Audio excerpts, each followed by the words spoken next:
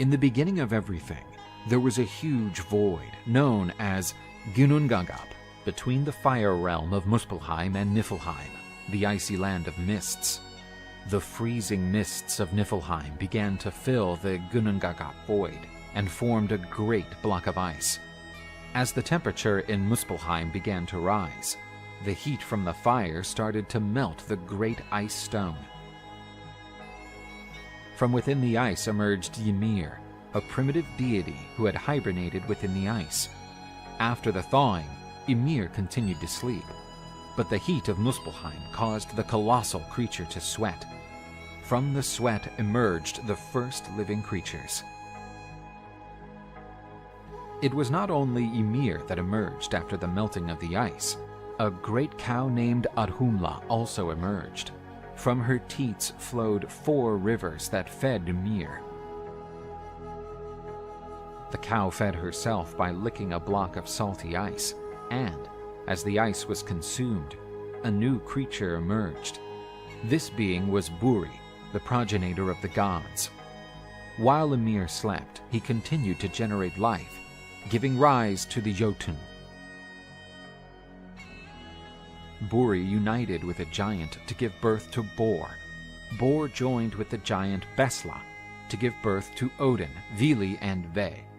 Odin and his brothers lived frustrated and bored in the emptiness of Ginnungagap, as there was no sky, land, sea, or forests yet. The brothers decided that something had to be done. Only the death of Ymir could start the world we know today. Odin, Vile, and Ve attacked and killed the giant Ymir. From her blood the oceans were born. From Ymir's flesh grew dry land, and her great bones were piled up, giving rise to the mountain ranges. In Ymir's flesh were small larvae. From them emerged the dwarves, who were to live beneath the earth, and the noble elves, who were to reside in Elfhelheim. After shaping Midgard, the gods thought that this could not be an uninhabited realm. Seeing 2 logs at the edge of the ocean, they decided that they would use that material to create mankind. A man known as Ask and a woman named Embla were shaped. Odin gave them life, Vili gave them intelligence, and Ve carved their eyes, ears, and mouths. With these, the men would be able to hear, see, and speak. All humans are descended from this first couple. Because he gave life to the first couple, Odin is known as the father of all. Finally, the brothers created the kingdom of Asgard, the home of the gods. This realm was separate from the others, connected only by the Bifrost Bridge. This was the beginning of the reign of the gods over the world.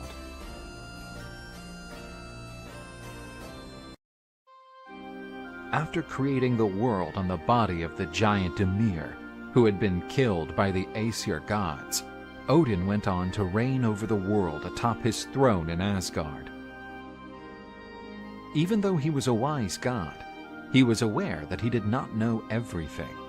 So he set out on an adventure in search of knowledge.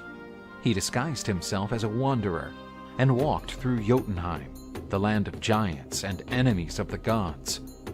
In this realm lived Mimir, a very ancient deity and uncle of Odin. He lived near the Well of Knowledge. The waters of this well were responsible for feeding Yggdrasil, the Tree of Worlds. Mimir, using the Gjallarhorn horn, drank sacred water, and his knowledge of the world increased. Odin went to his uncle's well and asked him to drink the water of knowledge. "Mimir, I'm your nephew and lord of the gods, but how can I be worthy of my title without true wisdom? Being my kinsman or lord of the gods does not give you the right to drink from my well. The price is much higher than you can imagine." "Tell me the price. I'm willing to pay it." "The price is your eye. I want you to pluck it out and throw it into the well. Only then will you be able to drink the water from the Well of Knowledge." Odin knew that Mimir did not tell jokes. He would have to pay a high price if he were to attain true wisdom. The great god did not flinch and gouged out his own eye. His cry of pain was so loud that it echoed throughout the universe.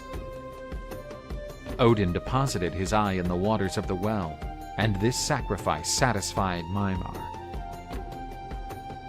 He offered him a horn with the water from his well, and he asked the god to drink the entire contents at once. After drinking the entire contents of the container, the Father of All was filled with knowledge. A large scar filled the void where his eye had previously been, which at times emitted a brightly glowing flame. Odin came to be known as the One-Eyed Man, or the One with the Flaming Eye. Odin began to see the world much more clearly. With only one eye, he could see better than when he had two.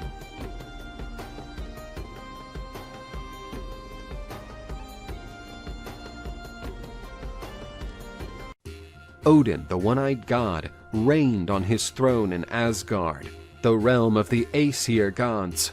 His court had other deities, which further increased the prestige of Odin's kingdom. But another kingdom was also extremely prestigious among men: Vanaheim, the land of the Vanir gods.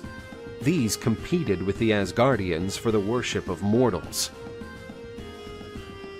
Both kingdoms coexisted, but always with tension between them.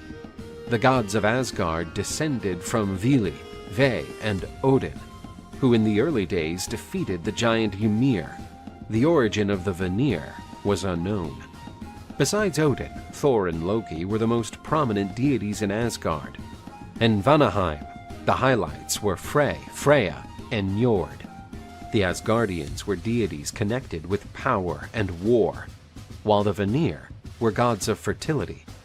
There was Gulveig, a strong sorceress known for her greed and love of gold. The gods of Asgard found her unbearable and tried 3 times to burn the witch, but she always returned. But the sorceress was an ally of the Vanir gods, who were outraged by the way the Asgardians treated their protege. The precarious peace between Vanir and Aesir ended, and the first great war between gods broke out. Odin threw his powerful spear at the Vanir. It was a sign that this would not be a simple disagreement, but a battle that could decide the fate of the world. No other war would be as important until Ragnarok. The Vanir gods would eventually march against Asgard, bringing down part of the mighty wall erected by the giant builder. The conflict between the gods made the world tremble. Both sides showed their worth, fighting with great courage. Neither side was able to overthrow the other, and the devastation of the war worried both sides. The war could last for millennia, and if one side were to win, it would rain only on ashes, for nothing would be left after such a massive conflict. Therefore, the authorities on both sides decided to seal the peace between the two peoples. To ensure goodwill, an exchange of hostages took place. The Asgardian gods Mimir and Honir would move to Vanaheim, while Frey, Freya, and Njord would move to Asgard. The two gods who came to live in Vanaheim were described as great sages, but in fact only Mimir was endowed with wisdom. Honir pretended to be wise, but only repeated what Mimir whispered in his ear. The Vanir noticed that when Honir was consulted about some issue and Mimir was not around, he would always reply, "Let the others decide." Realizing that they had been deceived and that Mimir was complicit in that plan, the Vanir gods cut off their heads and returned them to Odin. The Father of All did not want to lose Mimir's wisdom, and used his powers to resurrect the head. Mimir was revived, and Odin began to consult the sage's head when he needed his precious advice. A new peace agreement was sealed between Vanir and Aesir, and the two peoples began to live in harmony. The Vanir gods were placed on the Norse pantheon alongside the Aesir. Thus, gods such as Frey and Freya came to be admired as other great Aesir gods. Sif, the goddess and wife of the mighty Thor, had beautiful and long golden hair, and from all the goddess's traits, her hair was the one that attracted the thunder god the most. But one day, Thor woke up and was faced with a bald woman in his bed and yelled, "Who are you, witch? And what have you done with my beloved Sif?" The god, stunned, recognized his wife and shouted, "Loki!" The scream was heard throughout the whole kingdom of Asgard. During the night, Loki, the god of mischief, concocted yet another of his pranks. While the goddess was sleeping, he cut her beautiful hair. The thunder god dragged Loki up to his room, where Sif cried copiously, "Look at what you have done! How did you dare to cut my wife's hair? What now? Do I have to parade with a bald wife right by my side?" "Have you ever thought about the possibility of making her wear a hat?" Thor lifted Loki from the floor and said, "If you do not find a way to make my Sif regain her splendor, I will break every single one of your bones." Considering that threat, the god of mischief started to think of a way to solve that situation, until he had an idea. So he departed towards Svartalheim, the dwarf land. He was aware that the skillful dwarves were able to do anything, but before that, he would have to convince them. Then he looked for the brothers, sons of Ivaldi, who were skillful craftsmen, and said, "You don't know the latest news. The gods will conduct a trial to establish who the best craftsmen are. And the brothers Brock and Eitri said that you, sons of Ivaldi, do not have the slightest chance." "That's an outrage. Those pierced, clumsy hands will not have the slightest chance against us." "Very well, but there is one condition. You have to do 3 gifts for the gods, and one of them has to be a long golden hair that never stops growing." Loki departed to incite the brothers Brock and Eitri to establish a competition. "You will not believe this. The sons of Ivaldi will participate in a contest promoted by the gods to decide who the best craftsmen are, and they said you don't have any chance, given that you are nothing but a bunch of clumsy guys." "Clumsy guys? Huh. That's quite typical of the sons of Ivaldi, but we will not compete. Everybody already knows that we are much better, so we have nothing to gain." "I bet that you are not better than the legendary brothers Ivaldison. I would bet my own head on it." "The head of the most elusive of gods seems a nice prize to me. I accept the bet." Loki trembled, but did not step back and accepted the bet. He also knew that Brock and Eitri were better than the sons of Ivaldi, but now he would have to use all of his cunning talents to untangle himself from that mess. The dwarves, sons of Ivaldi, started to make their gifts for the gods, and Loki noticed that everything seemed to went well. But the god realized that the other pair was doing something outstanding. Loki then understood he had to intervene. Brock and Eitri had already built 2 beautiful gifts, but they were certainly crafting the greatest of all works. It was a powerful hammer. To achieve perfection, the dwarves had to keep the forge at an ideal temperature, not a degree more or less. And Brock did his work by pumping the bellows with great precision. Loki noticed he had to act quickly and turned himself into a large hematophagous mosquito. He flew to Brock and painfully stung his hand. The dwarf withstood the pain and continued his work. Then Loki attacked with an even stronger sting in his neck. The dwarf unleashed painful cries but resisted. The god then decided to attack the dwarf's eyes. He closed his eyes, and the eyelids were attacked. The agony was unbearable, and the dwarf stopped pumping the bellows. Due to the temperature change, the hammer's handle broke. Loki considered his mission accomplished and went away. The time for the great clash had arrived, and the dwarves, sons of Ivaldi, presented their gifts to the gods. The goddess Sif, wife of Thor, was gifted with new hair made of gold. Seeing the goddess with her splendor back, Loki felt some relief. Odin was gifted a beautiful and powerful spear, capable of piercing anything, and every oath made under that spear would be unbreakable. Frey was given a huge boat, which could be folded so many times to the point where it could fit into a pocket. Those were 3 impressive gifts, much to Loki's relief. The turn of Brock and Eitri had come. The latter still had puffy eyes because of the sting. He gave bracelets made of Draupnir gold to Odin, a material from which, every 8 nights, new bracelets would fall from it like drops. These could serve as honorary ornaments or a way to increase wealth. Frey was given a huge boar with golden fur, which could be mounted. The creature could fly and never be tired, and his shine drove the darkness away.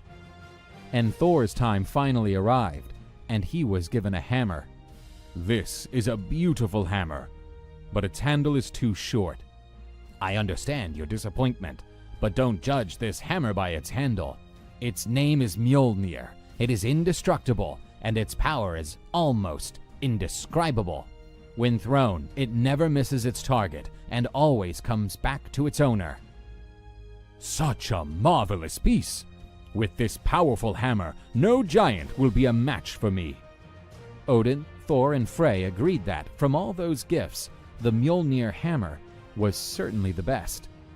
Despite all the tricks, Loki's plan collapsed, and now his head was demanded as a prize. Ha ha ha ha! Now I want your head, Brokey said, already sharpening his axe. But Loki had one last play. You can sever my head, as long as you do not damage a single piece of my neck. The agreement says that you can only have my head. You cheater! How will I get your head without damaging the neck? Then Odin intervened.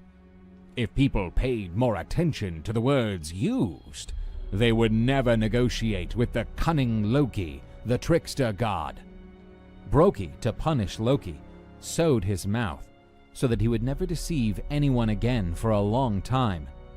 But at least the cheater kept his head on his neck. And the gods of Asgard received magnificent artifacts.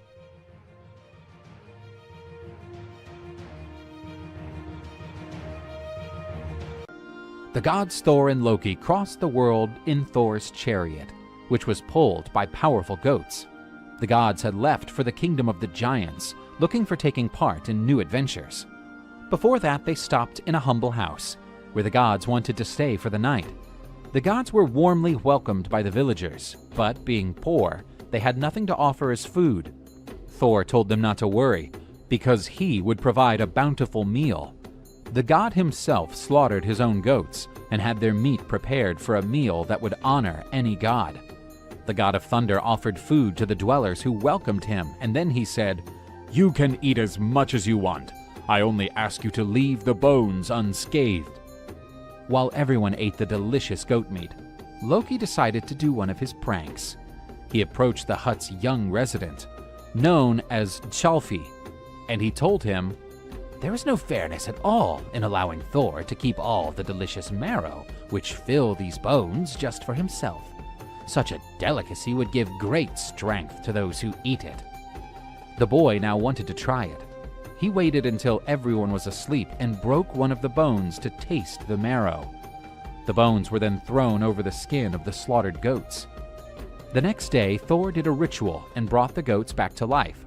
However, one of the goats was now limping because its leg had been broken. Thor was enraged and grabbed his powerful hammer. "You bastards! I offered you plenty of food and just got betrayal as a return. Who did this?" Loki tried to conceal his smile. Tjalfi, regretting his action, confessed the crime. "Just give me one reason why I shouldn't destroy this house, together with those who live in it."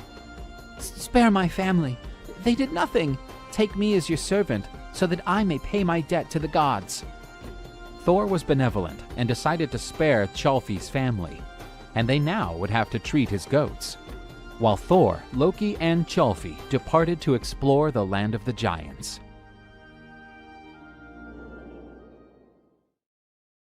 Thor, Loki, and his new servant Tjalfi roamed through the inhospitable kingdom of Jotunheimer, the land of the giants.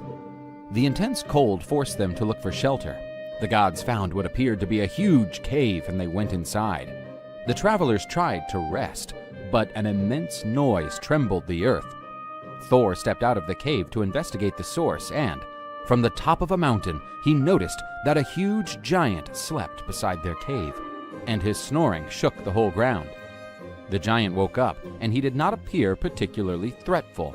Thor realized that the giant wore only one glove, while the other was actually the cave they were sheltered. The giant tried to pull on his glove, and Loki and Tjalfi fell from it. The huge giant introduced himself to the travelers. I'm Skirmir, and if you wish, I can serve as your guide, while also carrying all your luggage. The gods accepted the offer. After all, they did not know the region that well, and having the opportunity not to carry their own goods would certainly be a great relief. Skirmir put everything inside his own bag and initiated the journey. The giant was now tired and decided to take a nap. Night came and the travelers started to feel hungry. They tried to open the sleeping giant's bag but failed.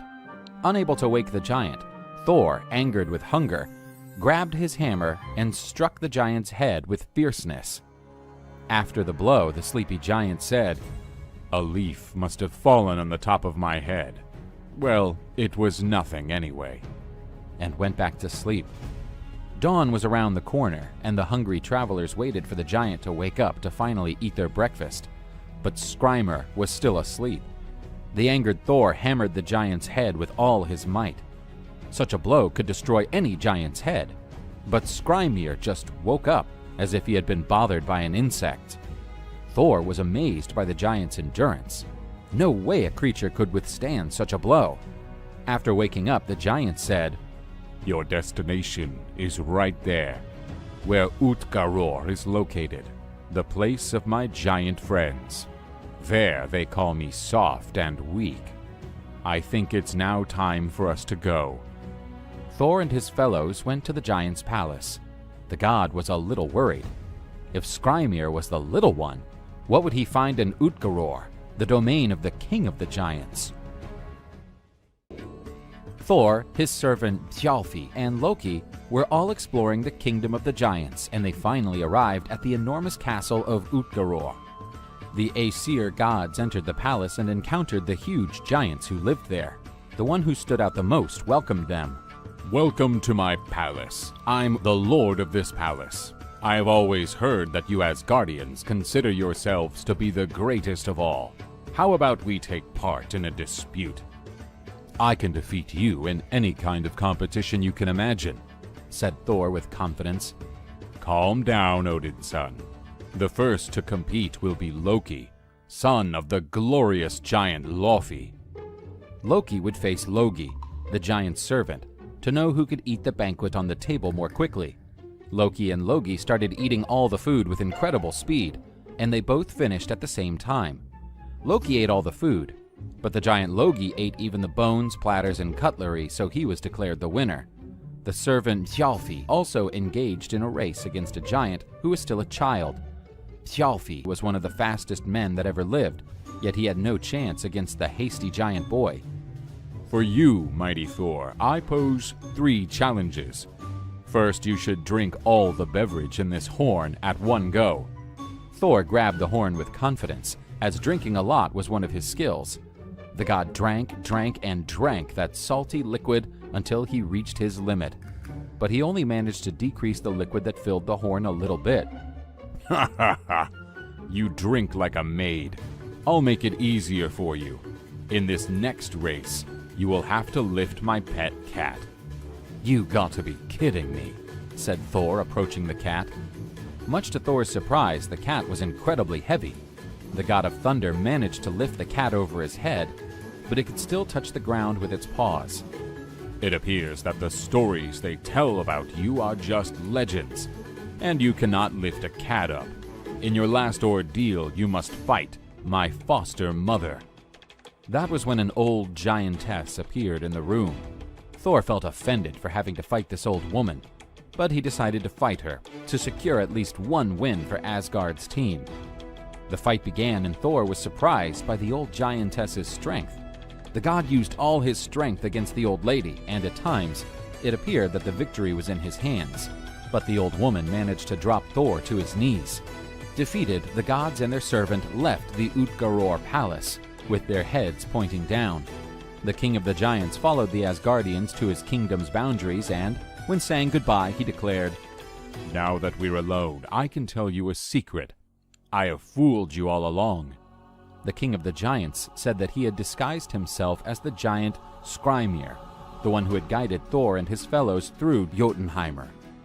And, had he not had used magic at that moment, he would have been dead. After all, when Thor tried to hit his head with his hammer, the god hit a mountain instead, turning the hill into a valley. Dear Loki, you also have been deceived by an illusion. Actually, you were competing against a fire, and that fire engulfs everything in its path. You, Thjalfi, you competed against a thought, and even though you are extremely fast, nothing is faster than a thought.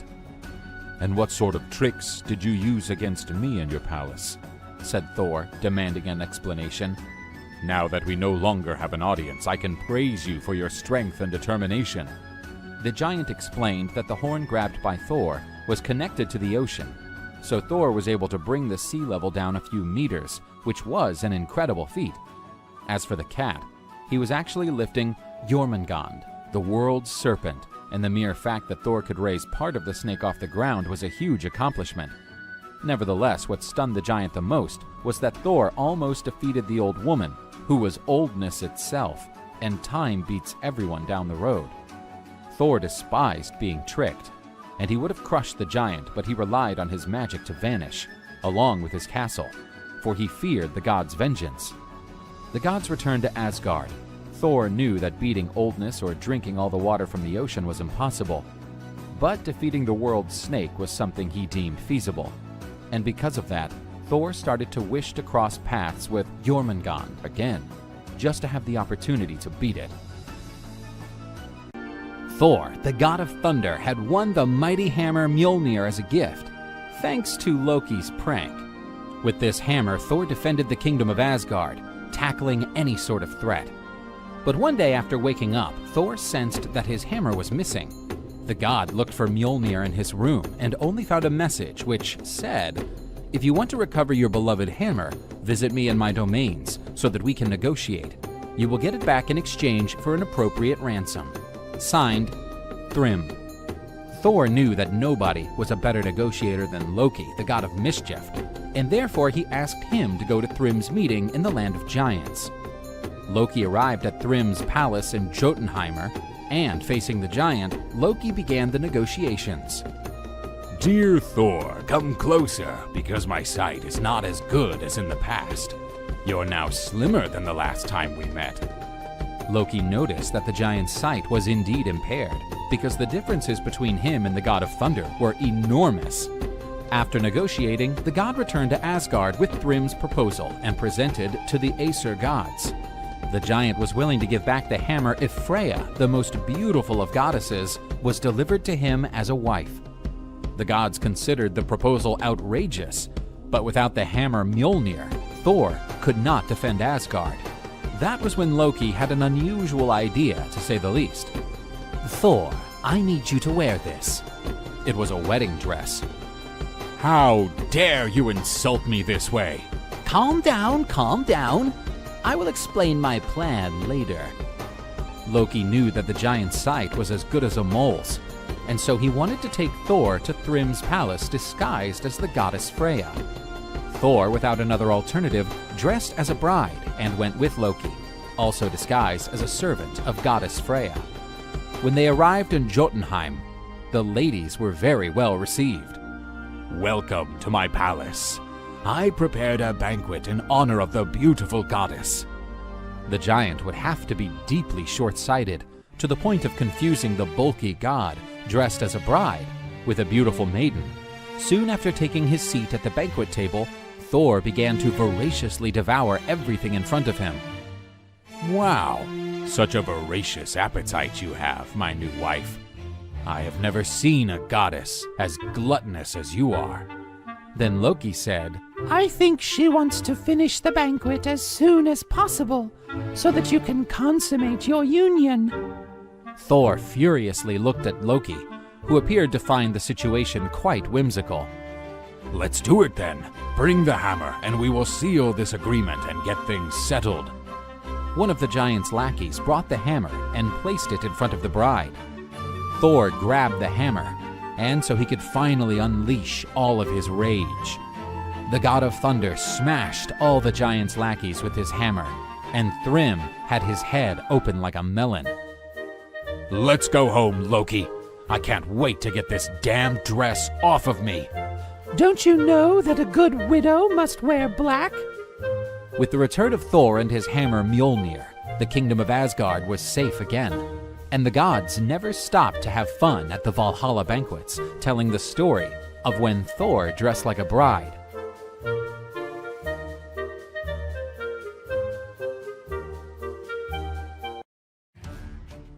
Loki, the god of mischief in Norse mythology, took part in many amusing adventures.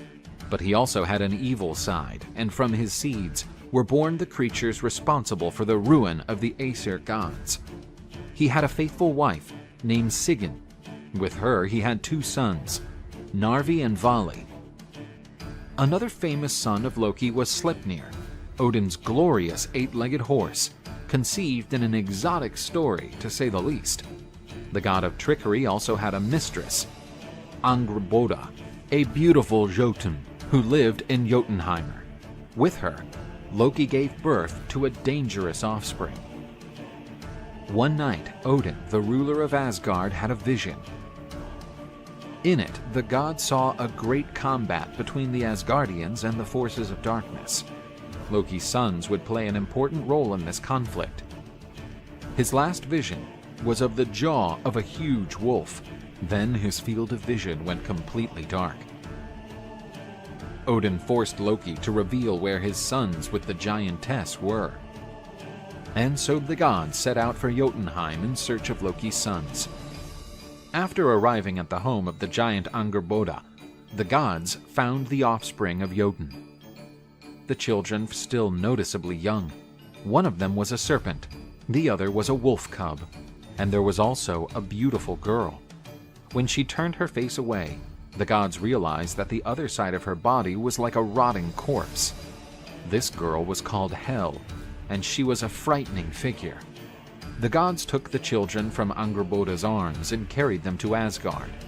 The journey back to Asgard took some time, and Odin noticed that the snake seemed to have doubled in size. What was an ordinary snake was already the size of a python. Odin realized that the snake would not stop growing and would become extremely dangerous, so he threw the snake into the great sea that surrounds Midgard. As the years passed, the snake became so large that one day it found its own tail after circling the world. This offspring of Loki became known as Jormungandr. In Asgard, all the gods looked askance at Hel. Some were afraid of her. Odin, noticing that the girl preferred to relate to the dead than to the living, appointed her as ruler of the world of the dead. She came to reign over the souls of those who had died an unworthy death and did not reach Valhalla. The wolf cub, on the other hand, began to be raised among the gods of Asgard and learned the language of the gods. His name was Fenrir. The god Tyr formed a bond with the wolf and became friends. Like Jormungandr, the wolf kept growing. He quickly became larger than a bull, and before long was larger than any animal on Earth. Fenrir inherited some of the worst traits from Loki, his father. After discussing among themselves, the gods realized that something had to be done. A wolf with that size could be a threat to all the inhabitants of Asgard, and the gods decided to create a plan to neutralize the danger. The mighty wolf Fenrir kept growling, and so the gods of Asgard were constantly watching him. All the gods looked with great suspicion at the beast, except Tyr, the god who held a bond of friendship with the wolf. The deities of Asgard forged powerful chains to try and imprison Fenrir, and to hide their intentions, the gods told the wolf they had a challenge. Fenrir, though huge and evil, retained a playful spirit and loved to play games. The Asgardians challenged him to get rid of the chains built by the gods, and Fenrir accepted the gag. The gods chained the gigantic beast, but the strong chains were useless against the strength of the wolf. A new chain was created, even more powerful than the first. The wolf pushed hard, and the chain seemed strong enough to contain the colossal wolf. The gods looked at each other satisfied. But Fenrir took everyone by surprise. He gathered even more strength and destroyed the chain. The gods were baffled by the sheer strength of the wolf. Fenrir noticed the distress of the Asgardians, a sign that they were up to something. There was no rope or chain capable of containing the creature's strength. But Odin knew that only the dwarves could create such. Odin ordered the elf Skirnir to go to the land of the dwarves, asking them to create something capable of containing the wolf. The dwarves agreed and sent the list of ingredients for such an object. These ingredients were odd. For instance, roots of a mountain, bear sinew, woman's beard, fish breath, bird saliva, and lastly, the sound of a cat's footsteps. After having all the ingredients, the dwarves set to work. The gods of Asgard were given a rope that looked like it was made of silk, but the power was not in its appearance. Fenrir was again challenged to try to break those bonds, but the wolf was already suspicious. Looking at the rope of the gods, he suspected a betrayal. Odin assured the wolf that it was all just a joke, but the wolf and Odin never got along, and as the son of Loki, Fenrir could smell the lie on Odin's breath. The wolf said that he would only participate in the prank if a god dared to put his hand inside his mouth while the animal was being held, and if there was treachery, he would devour the hand without hesitation. The gods looked at each other and the wolf confirmed his suspicion. But Tyr, the god who always fed Fenrir and with whom the animal had a certain friendship, offered to put his hand in the wolf's mouth. Fenrir agreed to be bound again by the gods. The wolf struggled against the bindings, but with all of his might he could not break the mighty rope made by the dwarves. Fenrir noticed the god's satisfaction and looked at Tyr, the only one who didn't look cheerful. Then the wolf realized that he had been betrayed by the gods and even by his only friend. Fenrir closed his jaw as hard as he could, pulling Tyr's hand away. The god endured the pain without groaning. The brave Tyr was celebrated for his sacrifice. Fenrir was firmly bound to a rock.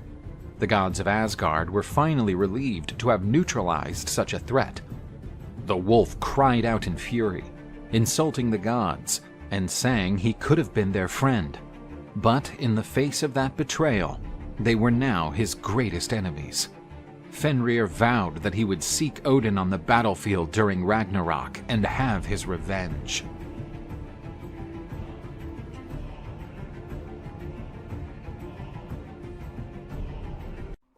The gods of Asgard had traveled to visit the place of Aegir, a sea deity much worshipped by sailors. The banquets in his place were legendary, as a formidable mead was served. But Aegir was in no mood to organize a great feast for the gods. He made up an excuse.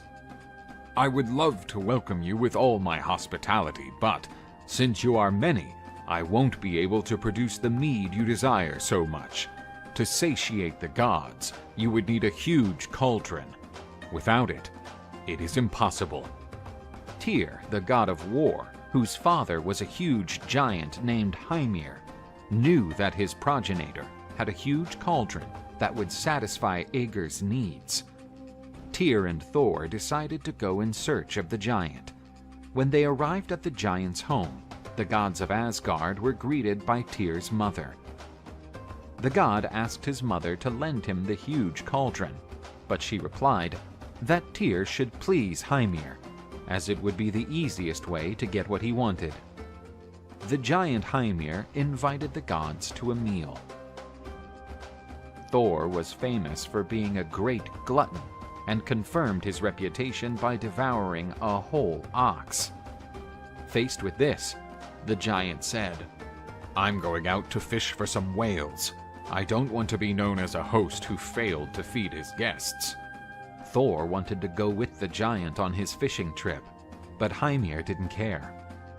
"This is not a job for the tiny residents of Asgard." The god of thunder felt challenged and claimed that he was a better fisherman than anyone else. The giant pushed a boat into the water, and they set out to fish. The gods headed out to the open sea in search of larger prey. Hymir quickly caught something, and considering the strength required, the giant thought it would be something exceptionally large.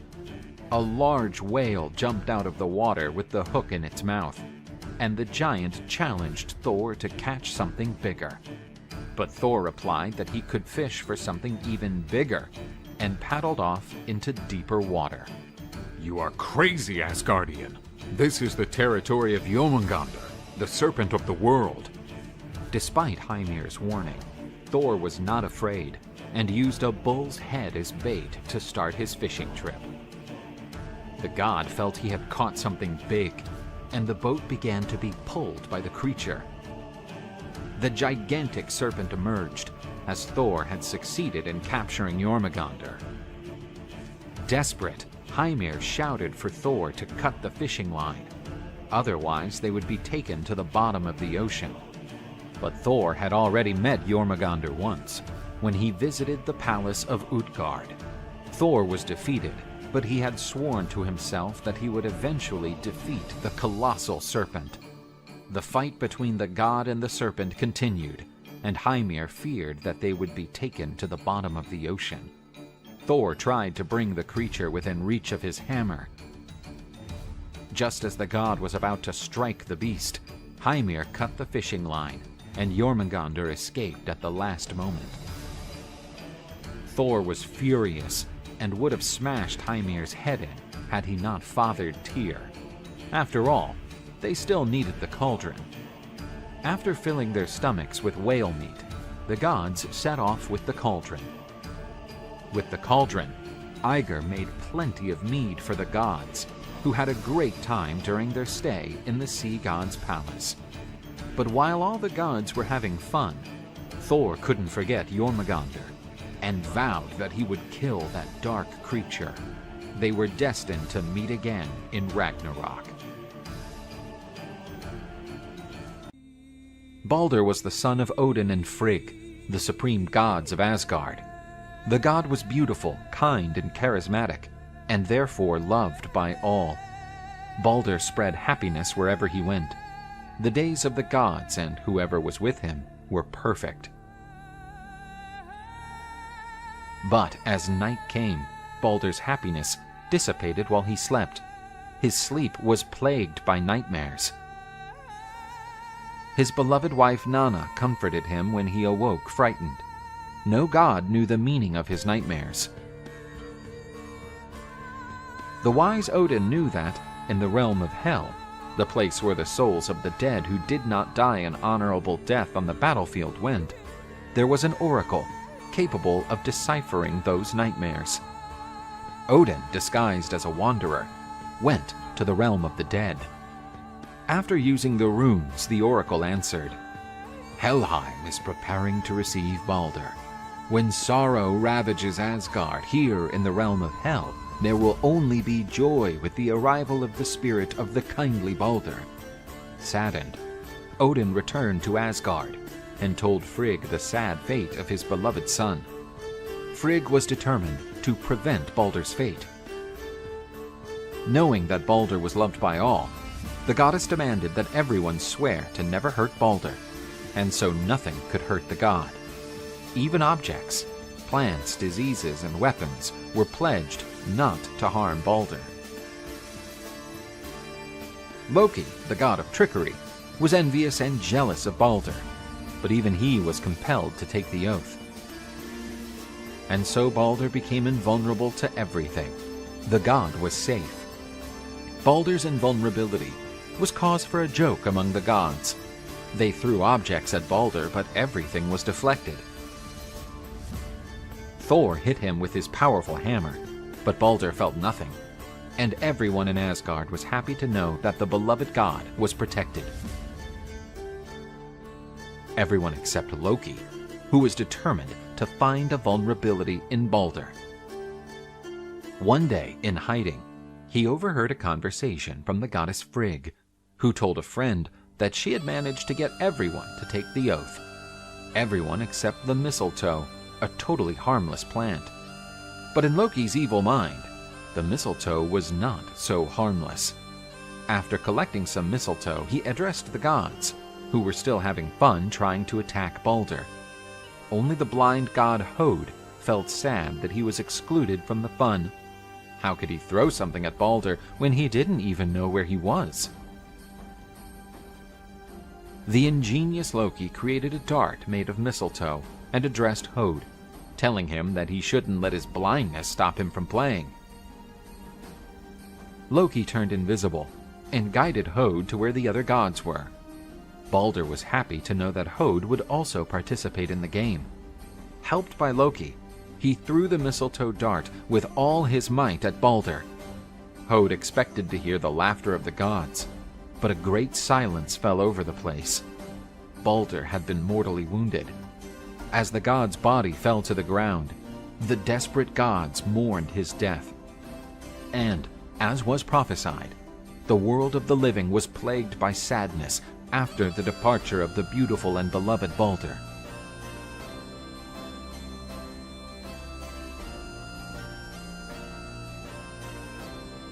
Loki, the god of deceit, had a great amount of wickedness inside him, and he seemed unable to contain such malevolence. Therefore, he planned to kill Balder, the most beloved of the gods. The gods sent Hermodr, the messenger of the gods, to the realm of Hel, the world of the dead. The goal was to have his brother Balder back in the realm of Asgard.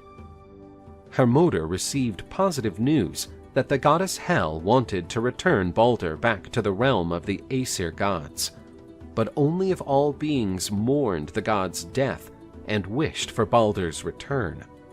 The gods were pleased with that news, as Balder was loved by all.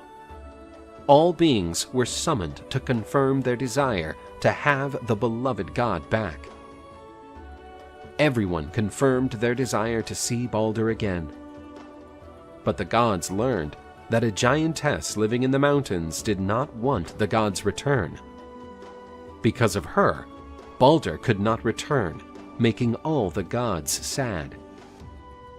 But it wasn't long before the gods discovered that the heartless giantess was Loki in disguise. Loki had already committed every mischief and then some, but the most recent exceeded the limits of the gods' patience. The Asgardians reached a consensus. Loki should be punished. Loki fled from the wrath of the gods and hid in the mountains, near a well where salmon swam. Loki took the form of a salmon and mixed with the fish, so as not to be found by the gods. Odin, the father of all, was able to see the whole world from his throne. He quickly discovered Loki's hiding place. The trickster god knew that the gods would eventually find his hiding place, so he thought about how they would try to capture him. A bait and hook would be to underestimate the intelligence of the gods. Loki pondered and discovered that a combination of strings could form a mesh capable of catching fish. Loki created this instrument and the first ever fishing net. After understanding how it worked, he designed strategies to escape from the nets. Seeing that the gods were approaching, Loki threw the net into the fire and jumped back into the pit. The gods saw Loki jump into the river, but they didn't know how to capture him. Kvasir found the traces of the net, which did not burn completely, and understood the purpose of Loki's invention. The gods created more nets, using them to try to capture the trickster. Loki tried to escape in every way from the numerous nets thrown by the gods. Sometimes he would jump out of the water. Thor thought that if a bear could catch some salmon on the fly, so could he. When Loki, in the form of a fish, jumped up once more, Thor was ready to grab him. Loki was snatched by Thor and dragged by the gods to a cave, where he would receive his deserved punishment. He was bound and imprisoned by the viscera and sinews of his own son. The gods wished to kill the god because of what he had done to Balder, but Loki had made a blood pact with Odin. Despite their different origins, they were like brothers. Odin could not allow the extermination of Loki. But simple imprisonment was too mild a punishment for the traitor. So Skadi took a snake with a toxic saliva and placed it in a stalactite over Loki's head. When the snake salivated, its venom fell on the traitor, burning his skin and causing him enormous pain. Loki had a wife named Sigyn, who stayed by her husband's side while he endured his punishment. The faithful Sigyn tried to ease Loki's suffering by collecting in a bowl the poison that fell from the snake's mouth. As time passed, the bowl would fill and Sigyn would go out to empty it. When this happened, the poison would fall back on Loki's skin, and he would cry out in pain. The devoted wife returned as quickly as possible to her post, where she tried to ease her husband's suffering. Each drop of poison that fell on Loki only increased his desire for revenge. The god vowed to repay the gods of Asgard for all the suffering imposed upon him at their reunion during Ragnarok.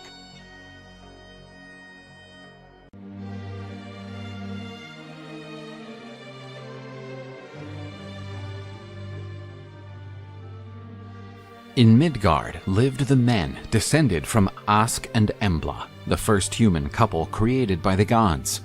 Humanity lived under the protection of the gods, who always shielded the species against the forces of chaos.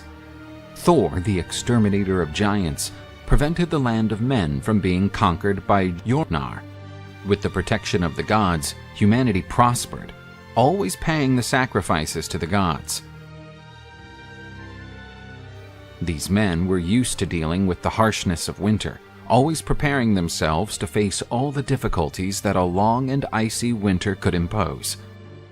But even men knew that the region of the gods would not last forever, and that the divinities of Asgard would have to struggle to face the forces of evil during the Ragnarok.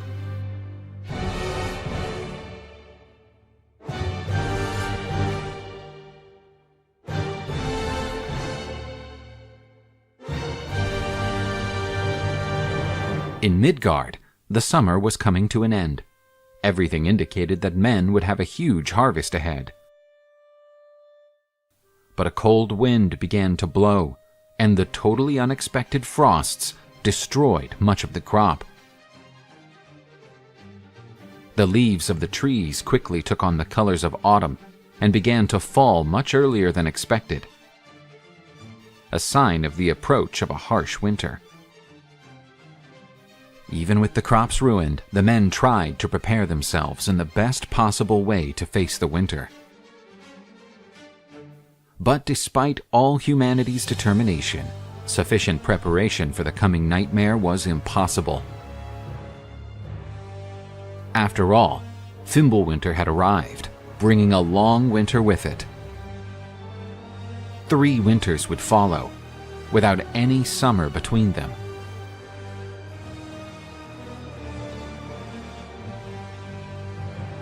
Men and their farm animals took refuge from the intense cold in their shelter, where they tried to survive in the freezing cold.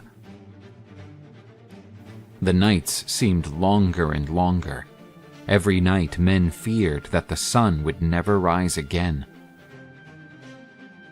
Their food stocks ran out, and, forced by hunger, they had to eat all the chickens that gave them eggs, and even their pets. Those who risked facing the cold, looking for an animal to slaughter, became easy prey for the pack of Fenrir's children. The men started to fight among themselves for the few existing resources. Brother fought against brother. Children challenged fathers. Chaos settled among men. The hatchets of war were always drenched in blood. The lack of food forced many people into cannibalism. The few remaining human beings were quickly falling apart. In Asgard, the Aesir gods noticed the signs that the ultimate combat between the gods and the forces of chaos was approaching. This cataclysmic event would become known as Ragnarok, the twilight of the gods. After 3 practically uninterrupted winters, chaos reached the kingdom of men. Few survived the bloody anarchy that followed. The conditions prophesied for the beginning of Ragnarok materialized. 2 wolves, who claimed to be Fenrir's children, crossed the skies, chasing the sun and the moon. The wolf Hati was chasing the moon, while Skull was chasing the sun. The deities that personified the 2 stars managed for a long time to escape the wolves, but they couldn't escape Fenrir's offspring forever. The wolves finally reached their prey and swallowed them. Without sun and moon, the world plunged into darkness. The end was near.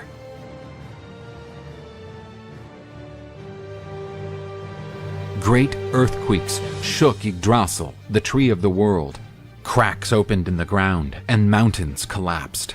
The rock where the powerful wolf Fenrir was washed away. The giant wolf was finally free, thirsting for revenge. Jormungandr, the snake of the world, moved in the waters, causing huge waves. These tsunamis devastated the few coastal cities that still resisted. The colossal serpent unleashed its terrible poison by contaminating the waters. From the smallest living beings like the plankton to the largest whales, all died intoxicated by the terrible serpent. Loki, who was imprisoned and subjected to terrible torment, was freed from his bonds. Like his son Fenrir, Loki had only one wish in his heart: to destroy the gods of Asgard. The god of lies descended to Helheim, the kingdom where the souls of those who died an unworthy death would go. There, Hel was sovereign. The queen of the world of the dead handed over the command of an army of the undead to her father. This army was composed of the corpses of those who died a shameful death. These Nordic zombies were eager to achieve the glory they did not achieve while they were alive. Nidogr, the dragon who gnawed at the roots of the tree of the world, dug a huge tunnel through which the armies of the dead would march to the land of men. Great flames of fire signaled that the army of Muspelheim was on the march. The giants of the Flaming Lands were led by Surtur the Black. The huge giant burned everything that was in his way, using his flaming sword. The ice giants of Jotunheimer embarked on ships towards Vigrid, the chosen place to be the battlefield between gods and forces of chaos. Heimdall, the herald of the gods, had no more doubts. Ragnarok had begun. The god finally blew the horn Jallarhorn, and its sound was heard throughout the universe. Everyone was afraid of this alert. The end of the age of the Aesir gods was approaching. The great battle would begin.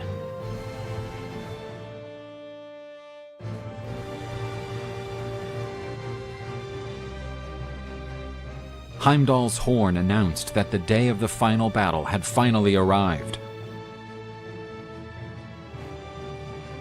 The forces of chaos, led by Loki, were eager to end the reign of the Aesir gods, using all available means to achieve this goal. The gods of Asgard knew that the great battle was inevitable. For millennia they prepared for the great day. The gates of Valhalla opened, and thousands of warriors left the great hall, and formed the great army of Odin. This army was formed by the bravest warriors who, during their lives, fought bravely on the battlefield.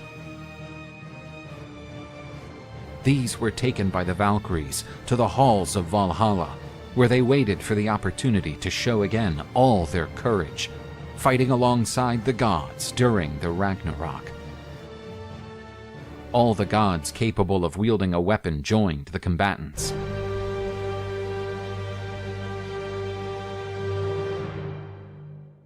The huge army of Muspelheim's giants set off for Asgard, trying to destroy the gates that protected the dwelling of the gods. Suddenly, the Bifrost Bridge collapsed, and part of the great army fell into the waters. The Asgardians celebrated while the giants drowned in the river. But the gods knew that their destiny was not to hide behind the powerful walls made by the giant builder. Their destiny was to face with honor the forces of darkness in an open field. Odin, riding his glorious 8-legged horse, gave orders to start the attack. The army of the gods advanced against its enemies. When the armies clashed, the impact was so powerful that it made Yggdrasil, the tree of the worlds, tremble. Thor, the champion of the gods, wanted to crush the heads of thousands of giants and slaughter hundreds of enemies at a time. The ice giants were led by Hrym in the final battle, facing with great courage the hordes of Odin. Loki guided Hel's armies of the undead, composed of those who died an unworthy death. Freyr, the god Fenrir, fought bravely, riding his golden boar next to the Asgardians. The brave god attacked Surtur, the powerful leader of the fire giants of Muspelheim. Freyr gave everything he had, but it wasn't enough to defeat Surtur, who shot down the Vanir god with his flaming sword. Before dying, Freyr repented for giving his magic sword to Skirnir. With it, everything could have been different.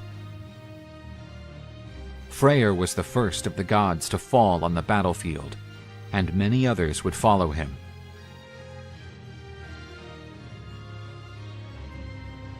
Tyr, the warrior god who sacrificed his hand so that the gods could arrest Fenrir the wolf, would also fall after facing Garm, the powerful wolf of Hel, who defended the world from the dead. But before his death, Tyr still managed to stick his sword into the heart of the infernal beast. The battlefield shook when Jormungandr, the world serpent, presented itself for battle. The creature expelled a cloud of poisonous gases, capable of slaughtering the warriors of the gods. When he saw the serpent, Thor was filled with enthusiasm, for he had long been waiting for the decisive fight against his old rival. The struggle between Thor and Jormungandr was epic.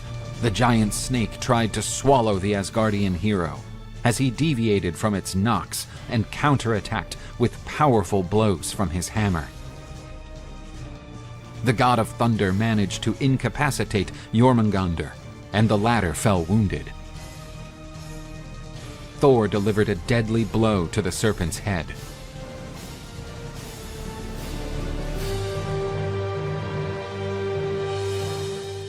The gods and warriors of Asgard vibrated with the victory of their champion.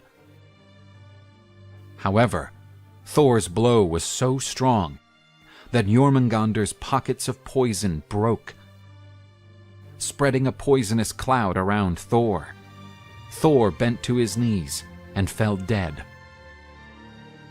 Without their great champion, the battle against the forces of chaos became even more difficult for the gods.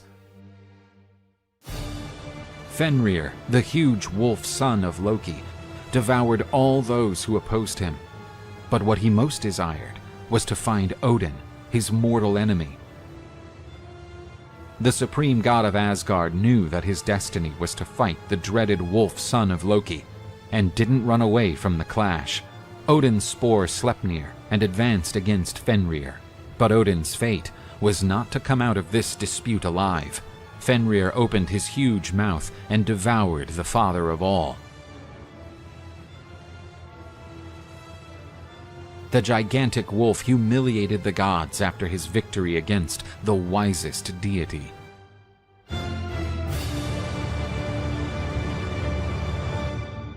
The provocation filled the heart of Vidar, son of Odin, with hatred. Such fury gave him great strength. Vidar attacked Fenrir, and this one tried to take him over. Vidar put his feet on the wolf's tongue, and his strong arms pulled his teeth away. His strength was so great that he opened Fenrir's jaw in half. The gigantic wolf died. Even with the death of his sons, Loki was satisfied with the carnage, as he watched the gods fall one after the other. Heimdall, the guardian of the Rainbow Bridge, advanced through Hel's army of the dead, opening a path to Loki. Heimdall and Loki met in a duel, and the plasticity of the combat made it all look like a deadly dance. Loki and Heimdall struck each other several times. The duel did not have a winner, because both died. The giant Surtur set fire to the world with his sword, and the flames swallowed everything. There were no fighters left on the side of the living, nor the side of the dead. Only ashes on the earth. The flames reached Asgard and threw their palaces into rivers of fire. The level of the ocean waters rose to form a huge flood. There was nothing left on Earth. The era of the Aesir gods was over.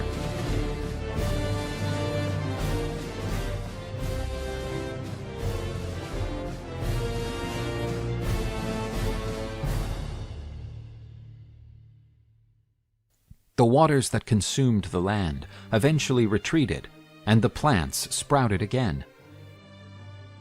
A new sun arose to ward off the darkness that had taken over the earth. The Yggdrasil tree could not withstand the damage caused by Ragnarok and fell. But inside the great ash tree there was a secret surprise. The gods had hidden a couple of mortals, so that the human race could resist the events of Ragnarok. Their names were Leif and Leifsbrasir. Through the love of this couple, the world was again repopulated. The kingdom of Asgard has disappeared, but the new kingdom, Idavollr, would take its place. The 6 gods took their places in Idavollr, the sons of Odin, Vidar, who killed Fenrir, and his brother Vali. Thor's sons, Magni and Modi, became responsible for the hammer of the god of thunder, defending this new kingdom. In the world of the dead, Balder, the dearest of the gods, together with Hod, rose to occupy the last places.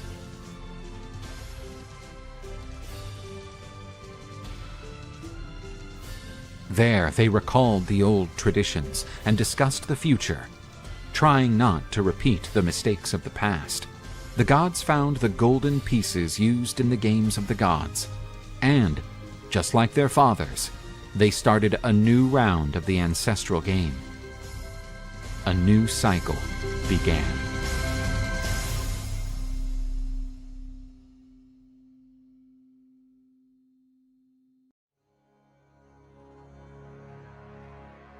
Asgard was home to the major gods of Norse mythology, known as the Aesir. These gods had no shortage of enemies, of different strains, but they all had one thing in common: the fear for Thor, the champion of the gods.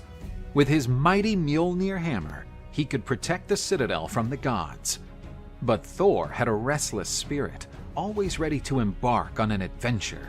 He constantly traveled, looking for new challenges. During Thor's absence, Asgard was vulnerable to its enemies. At a meeting, the gods decided that a powerful wall would have to be built for protection purposes. But some gods argued that building such a wall would take years. Then a strong traveler emerged from the woods, claiming to be a great builder, ready to build the wall in record time.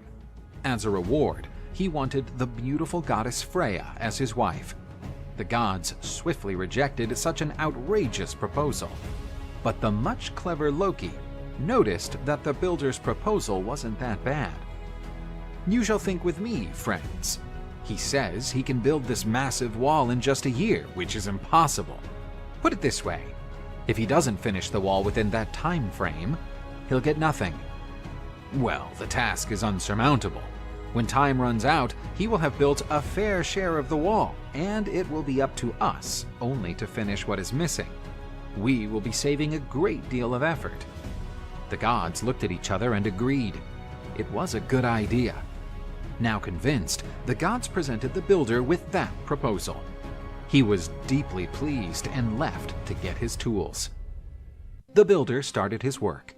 He was quite strong and managed to stack the stones easily. He also had the help of a powerful horse, who brought him the stones from distant quarries. Time passed and the wall was quickly gaining form. The deadline was around the corner, but the gods noticed that there was very little left for the builder to finish. Odin was furious with Loki. "Look what you have done! The wall is almost finished, and we will certainly lose our beloved Freya to this man. And this is all your fault." "I told you he wouldn't be able to build this wall, and I'll make sure he doesn't."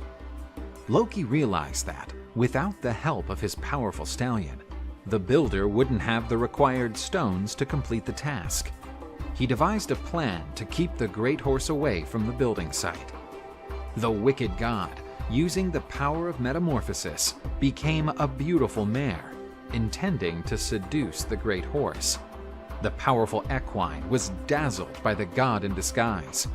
The builder tried to contain his horse's impetus, but he was too strong and ran away, chasing the divine mare. The desperate Loki ran as fast as he could and disappeared on the horizon, with the stallion on his trail. The builder, without the help of his horse, failed to finish his work on time and rebelled against the gods. He ripped off his cloak and revealed his identity. He was a giant.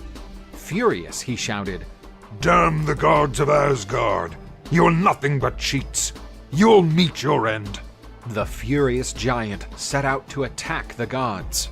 Thor, otherwise known as the exterminator of giants, fought against him and crushed his head with his hammer. The gods completed the rest of the wall, and Asgard was safe.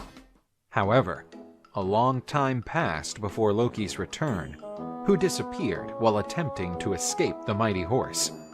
It took some time, but the god returned at last. He brought with him an exotic 8-legged colt, who pursued Loki wherever he went. Loki offered the colt to Odin and assured him that when he grew up, he would become the fastest and most powerful horse that ever lived. There was only one demand. No one could ever ask him the origin of the majestic horse, which would become known as Sleipnir.